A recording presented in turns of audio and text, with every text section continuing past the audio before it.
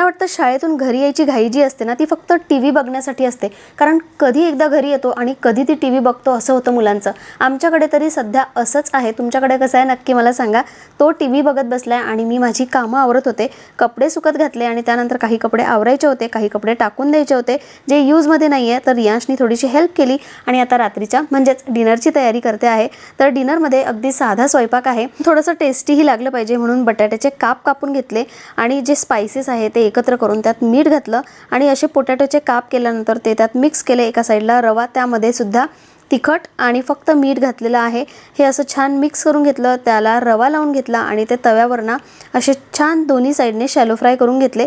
तळायचे नाही आहेत, तळलं तर मग ते कसलं हेल्दी, पण थोडंसं चवही चांगली आली पाहिजे आणि थोडं हेल्दीही असलं पाहिजे.